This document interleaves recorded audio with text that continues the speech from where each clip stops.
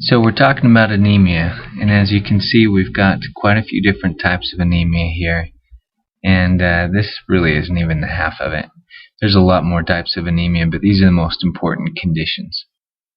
So anemia basically just means that you have either a low number of red blood cells or a low amount of hemoglobin in your blood. So the three major types of anemia include microcytic, macrocytic, and normocytic anemia. Now those different types are referring to the average size of the cell measured by the mean corpuscular volume, the MCV. So the normal red blood cell is between 80 and 100 on the MCV. And so anything smaller than that would be microcytic, and anything bigger than that would be macrocytic. So let's start with the microcytic anemias. Why would you have a small red blood cell?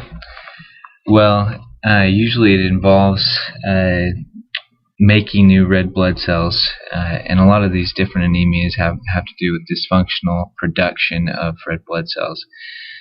But the first one here, iron-deficiency anemia, it's because of a lack of iron, which could be for many reasons, whether you're not getting enough iron in, or you're losing a lot of iron due to chronic bleeding, or you are just not able to make enough crud.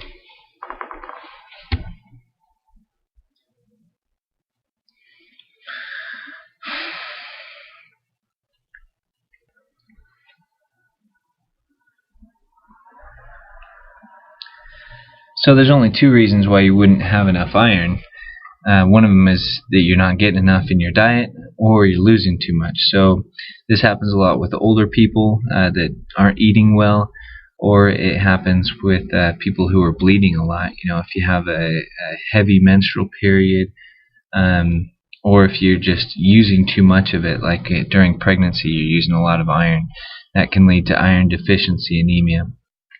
So if you have low iron, of course, you're not going to make as much heme. So if you're not making as much heme, then you end up with smaller red blood cells and a smaller amount of red blood cells as well.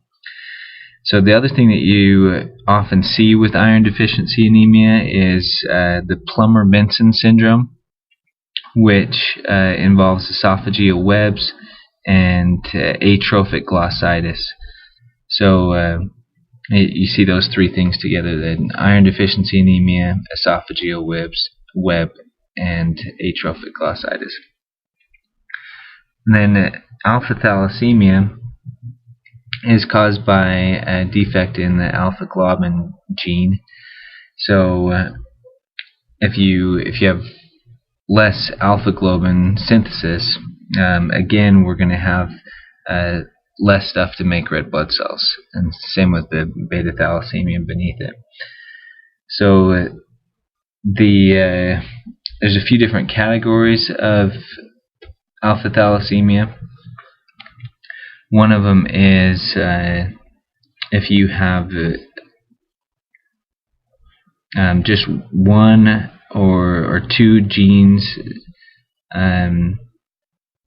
deletion of one or two genes on the alpha globin genes, then you usually don't show up with any problems. But if you have three genes that are deleted, then you're going to end up having HBH synthesis. HBH is another form of hemoglobin monomer, and so if you have a lot of HBH, if you have deletion of those three genes, then you get HBH disease. Then if you have deletion of 4 genes, then that's incompatible with life. going to have formation of HB Barts, hemoglobin Barts, which causes hydrops fetalis. With beta thalassemia, you have the same kind of thing. If you have a heterozygote, it's not going to cause a whole lot of problems.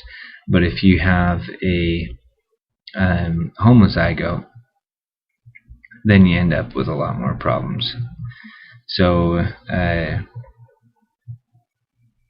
then the diagnosis is confirmed by hemoglobin electrophoresis. With lead poisoning, you're inhibiting the ferrochelatase, so and the ALA dehydratase, which also decreases heme synthesis. So pretty much all of these so far have been a decrease in heme synthesis.